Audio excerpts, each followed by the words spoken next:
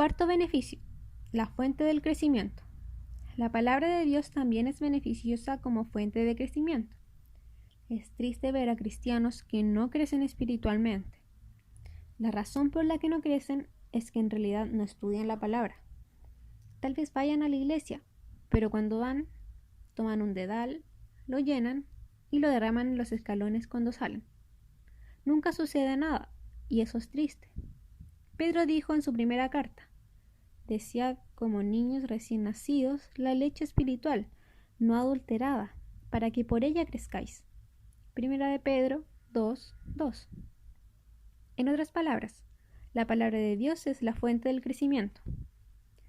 Cuando yo era un cristiano joven y estaba en la universidad, participaba en toda clase de actividades, por lo que no crecí mucho. Sin embargo, cuando llegué al seminario y gusté la palabra de Dios, descubrí que tenía un deseo tan fuerte de la palabra que apenas podía soportar el anhelo. Tenía un deseo tremendo de crecer y me di cuenta de que solamente había una forma de lograrlo. Tenía que estudiar la palabra de Dios. Mi crecimiento, pues, estaba en proporción directa con la cantidad de tiempo y esfuerzo que pasaba en el estudio de las Escrituras. Veamos algunas consideraciones específicas respecto a dicho crecimiento. Prerequisitos del crecimiento.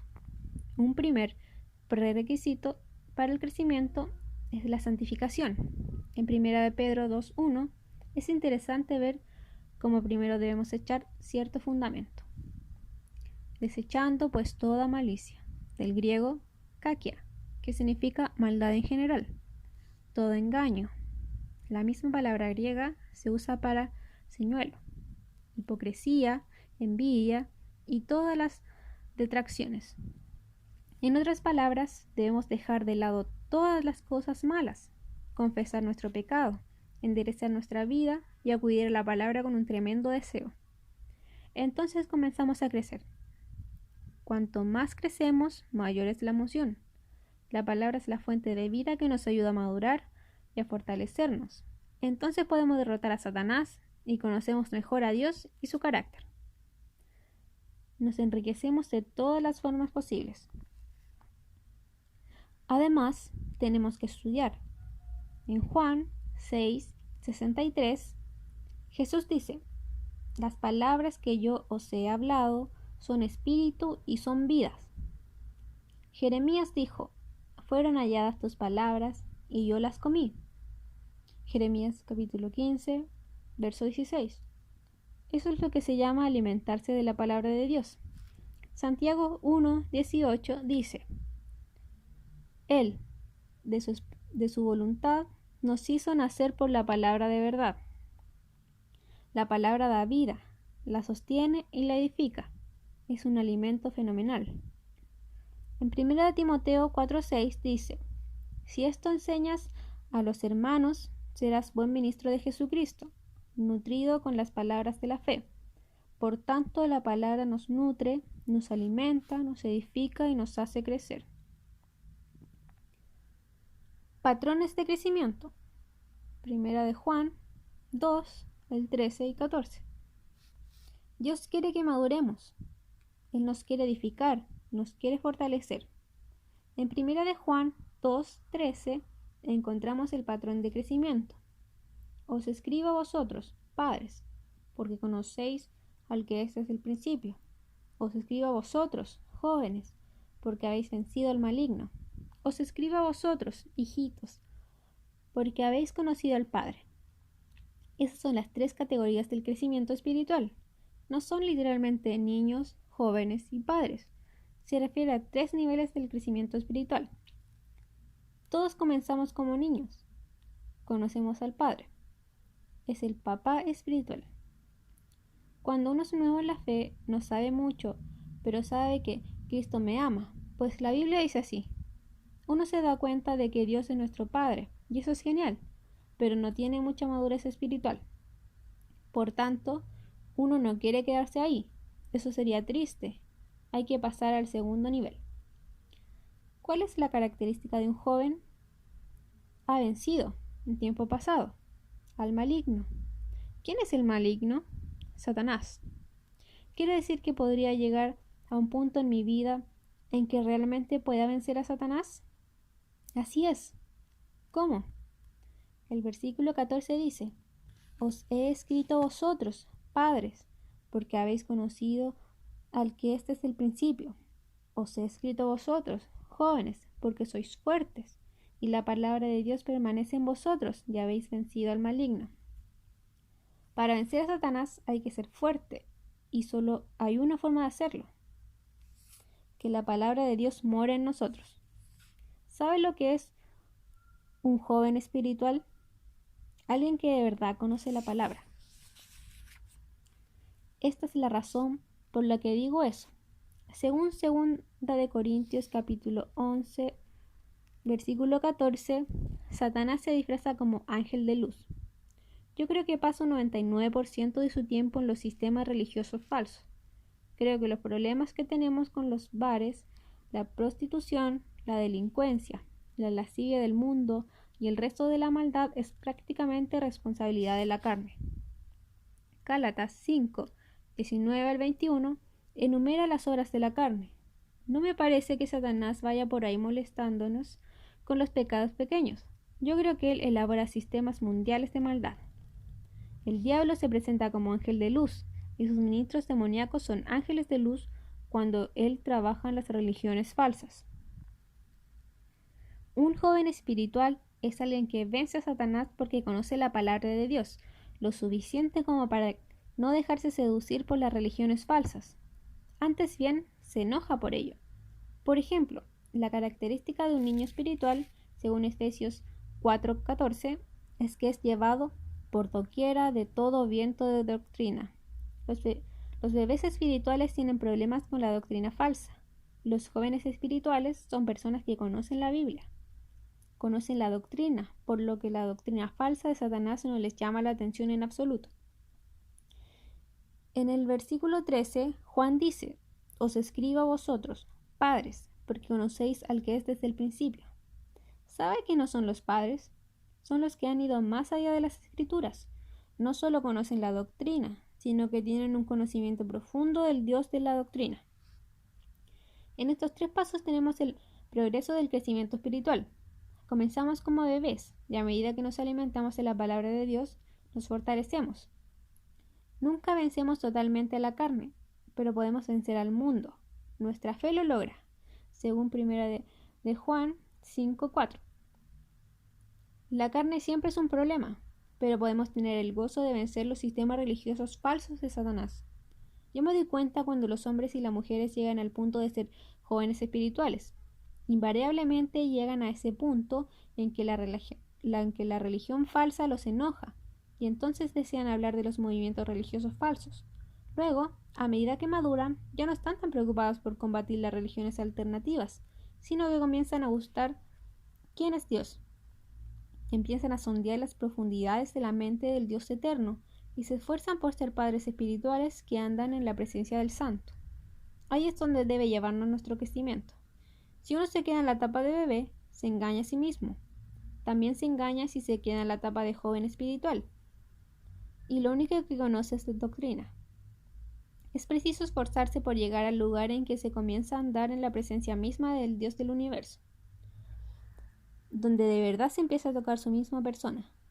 Ese es el objetivo máximo del crecimiento.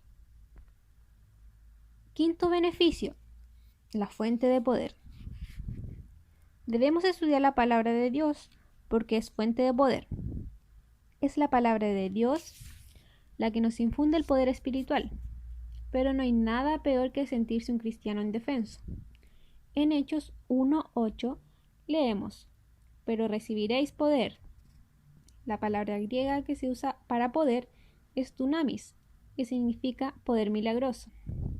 Es la fuente de nuestra palabra dinamita. Por ende, alguien que podría decir que deberíamos explotar por todo el mundo con ese tremendo poder. Y usted podría pensar: ¿explotar? Yo ni siquiera produzco un silbido, soy un desastre. Y hay quien podría decir que tenemos que estar ganando gente para Cristo. Y usted podría decir: ¿bromea? Yo no, yo soy como Moisés. No puedo hablar. Véase Éxodo capítulo 3, versículo 10. A veces nos sentimos atados por nuestras incapacidades porque en realidad no conocemos el poder que tenemos a nuestra disposición. La palabra de Dios nos infundirá poder. Yo me he dado cuenta de que cuanto más conozco la palabra de Dios, menos temo ninguna situación, porque la palabra es mi recurso. De hecho, veamos varios versículos para entender por qué la Biblia es un recurso de poder.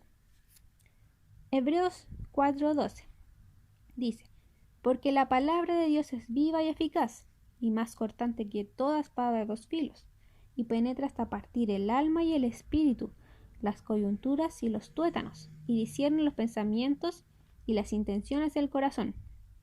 Cuando usted lea la Biblia, le llegará a lo más profundo de su ser. La Biblia es un libro poderoso.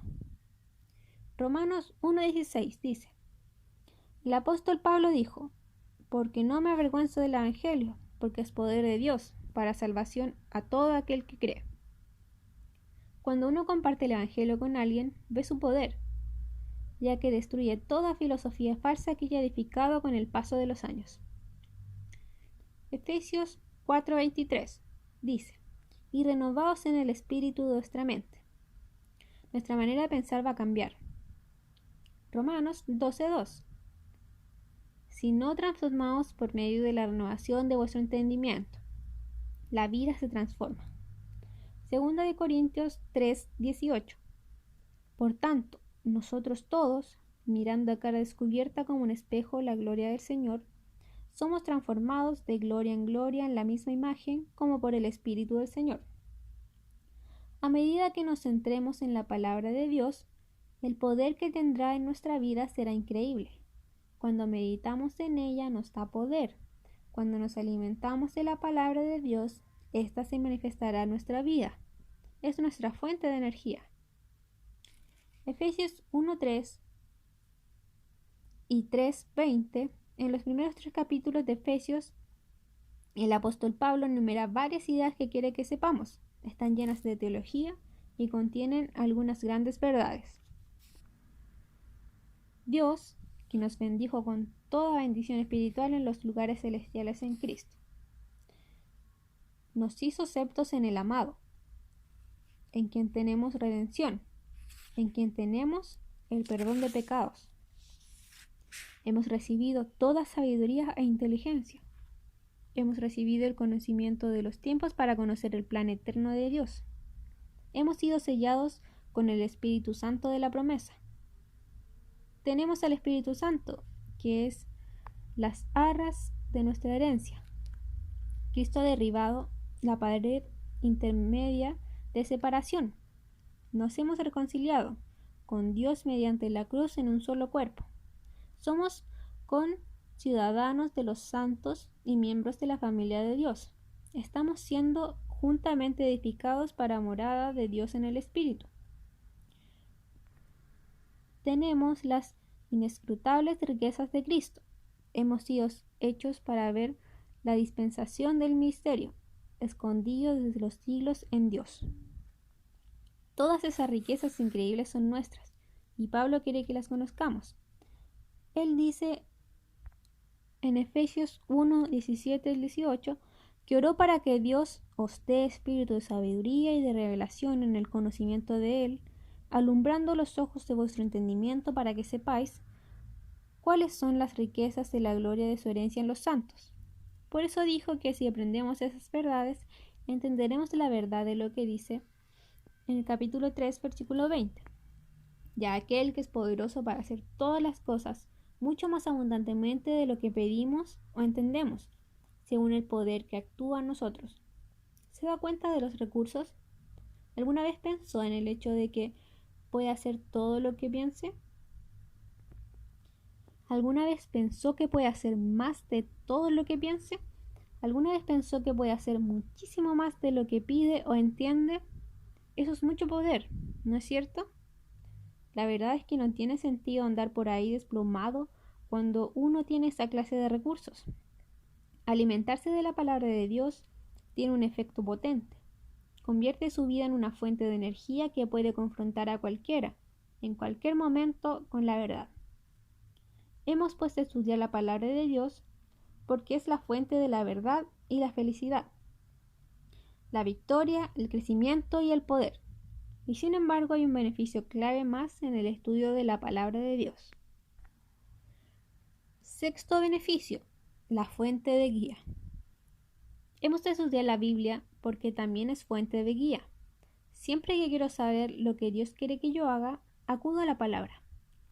Se oye a la gente decir, estoy buscando la voluntad de Dios. ¿Acaso se ha perdido la voluntad de Dios? ¿Creen que Dios es un personaje ficticio que esconde su voluntad entre los arbustos de la tierra y luego se sienta en el cielo y dice a los creyentes, tibio o frío, frío? Eso no es así. La voluntad de Dios es fácil de encontrar. Está en su libro. Cuando estudiamos la Biblia encontramos esta frase una y otra vez. Y esta es la voluntad de Dios. Por consiguiente, podemos conocer la voluntad de Dios si estudiamos la palabra de Dios. ¿Qué dice el Salmo 119, 105? Lámparas a mis pies tu palabra y lumbrera a mi camino. Es bien sencillo. La palabra es una guía. Si tengo que tomar una decisión, busco el pasaje de la Biblia en el que tal vez alguien del Antiguo o del Nuevo Testamento tuvo que lidiar con esa misma decisión. Trato de ver cómo los guió Dios, o voy a un texto de la Biblia que me dé una respuesta directa. Sin embargo, en este proceso también hay un elemento subjetivo. Los cristianos tenemos el Espíritu Santo. En 1 de Juan 2:27 dice, pero la unción que vosotros recibisteis, de Él permanece en vosotros, y no tenéis necesidad de que nadie os enseñe, así como la unción misma os enseña todas las cosas. Cuando estudia la Biblia, el Espíritu Santo que mora en usted toma la palabra de Dios y hace una aplicación personal que la guía. Esa es una combinación increíble, tener la verdad y al Maestro de la verdad residente en nosotros. Es esa combinación lo que guía al creyente. ¿Qué hemos aprendido? Estudiar la Biblia tiene muchos beneficios. Es fuente de verdad, felicidad, victoria, crecimiento, poder y guía. Si esto realmente es cierto, si la Biblia va a hacer todas esas cosas, ¿cómo debemos entonces responder? Permítame proporcionarle algunas aplicaciones para que las consideres. Número 1. Créala. Si la Biblia lo dice, créalo. Jesús dijo a los 12 una vez, ¿queréis acaso iros también vosotros? Le respondió Simón Pedro, Señor, ¿a quién iremos? Tú tienes palabras de vida eterna. Esto está en Juan, capítulo 6, de los versos 67 y 68. Pedro dijo, no te puedes hacer de mí. Yo encontré la fuente de la verdad. Si la palabra de Dios es verdad, espere ahí, créala. Número 2. Hónrela. Si esta es la palabra de Dios, hónrela. En Job 23:12 encontramos esa magnífica declaración de Job cuando dice, guardé las palabras de su boca más que mi comida. Si la Biblia es la palabra de Dios y hará todo lo que dijo que haría, entonces créala y hónrela. De hecho, en el Salmo 138:2, el salmista dice, porque has engrandecido tu nombre y tu palabra sobre todas las cosas. ¿No es increíble? Dios honra la palabra. Y en Éfeso, los ciudadanos adoraban a la diosa Diana. La gente cree que Diana era una joven elegante y hermosa, pero Diana era una bestia fea, oscura, una de las criaturas más grotescas que ellos se hayan visto jamás. Sin embargo, ellos adoraban a ese ídolo constantemente porque tenían la superstición de que venía del cielo y por tanto era digna de honor. Permítame decirle algo acerca de la Biblia. Esa sí que vino del cielo, pero aquella estatua no. Por lo tanto, crea la Biblia y hónrela. Número 3. Ámela. Si toda la Biblia es veraz, más vale que la amemos. El salmista clamó, oh, cuánto amo yo tu ley. Salmo 119:97. Y me encanta lo que dice en el Salmo 19:10, cuando habla de los estatutos del Señor. Deseables son más que el oro, y más que mucho oro afinado, y dulces más que miel, y que la que destila del panal. De hecho, los versículos 7 al 10 del Salmo 19 componen una de las porciones más hermosas de las Escrituras, de manera que si la Biblia lo dice, créalo, hónrelo y ámelo. Número 4. Obedézcala. Esto lo comentamos antes, pero si la Biblia es veraz, entonces debemos obedecerla. Atienda la advertencia de 1 de Juan 2:5. Pero el que guarda su palabra, en este verdaderamente el amor de Dios se ha perfeccionado. Si de verdad es lo que dice ser, debemos creerla, honrarla, amarla y obedecerla a cualquier precio. Es interesante ver lo que dice Romanos 6:16. ¿No sabéis que si os sometéis a alguien como esclavo para obedecerle, sois esclavo de aquel a quien obedecéis?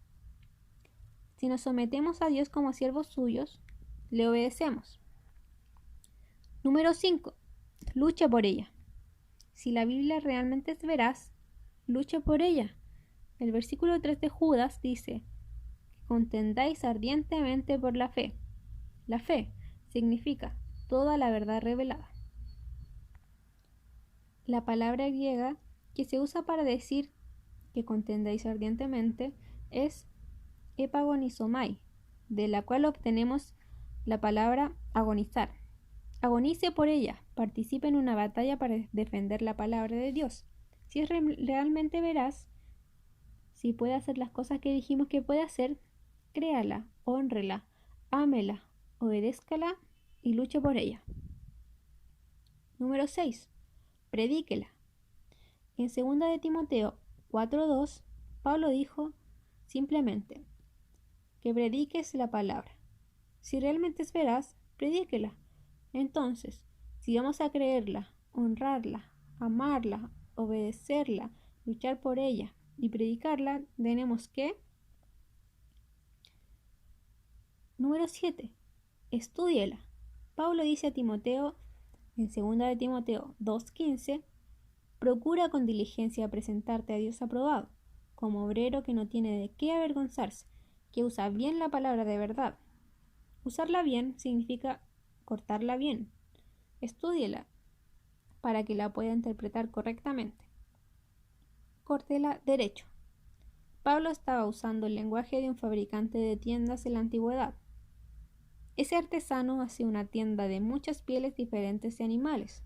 Tenía que tomar cada una de aquellas pieles y cortar las piezas debidamente para luego unir todo. Si no cortaba bien las piezas, el producto final no iba a quedar bien. En otras palabras, Pablo estaba diciendo que no puede haber teología sin exégesis. No se puede tener la verdadera teología del cristianismo a menos que uno interprete los versículos correctamente y los corte derechos. Y para eso hay que estudiar. Charles Spurgeon dijo que todos los cristianos deberían estudiar la Biblia hasta que les corra por la sangre. ¿Sabe lo que decían de Apolos? En el Nuevo Testamento lo alabaron diciendo que él era poderoso en las Escrituras. Mi oración por usted es que estudie la palabra de Dios, la proclame, luche por ella, la obedezca, la ame, la honre y la crea.